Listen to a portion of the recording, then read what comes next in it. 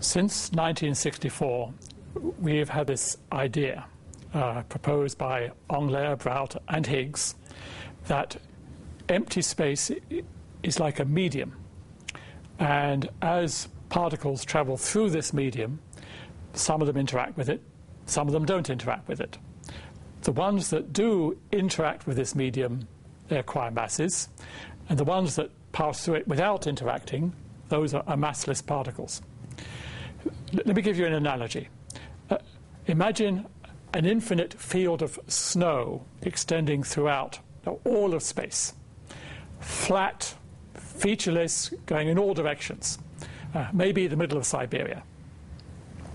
Now imagine that you're trying to cross this field of snow. So maybe you're a skier and you skim across the top. That's like a particle that does not interact with the Higgs field. It doesn't sink into the snow. It goes very fast. That's like a particle with no mass traveling at the speed of light. But maybe you've only got snowshoes. In that case, you sink into the Higgs snow field. You get less speed than the skier, less than the speed of light. That's like a particle with mass because you are interacting with that Higgs snow field.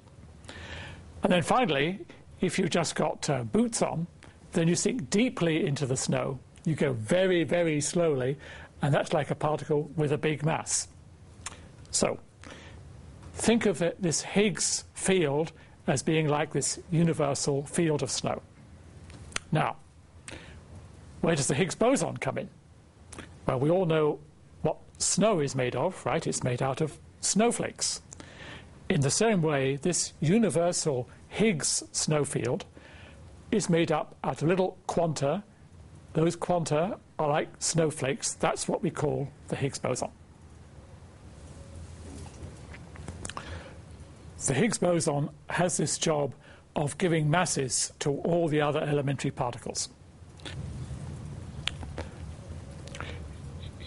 If you look at the basic equations of the Standard Model, as written on my T-shirt, they're very symmetric. The way in which all the different particles appear is the same.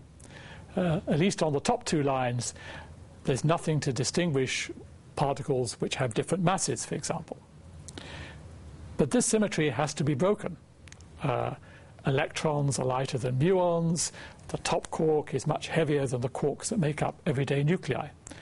So the top two lines, the symmetric lines, cannot be all there is. There has to be something to distinguish between the different types of particle. And that's the job of the Higgs boson. That's the job of the two bottom lines. Depending on how those different types of quark, or the electron and the muon, depending on how they connect to that Higgs field, that Higgs boson, we believe they get different masses. The symmetry between these particles is broken.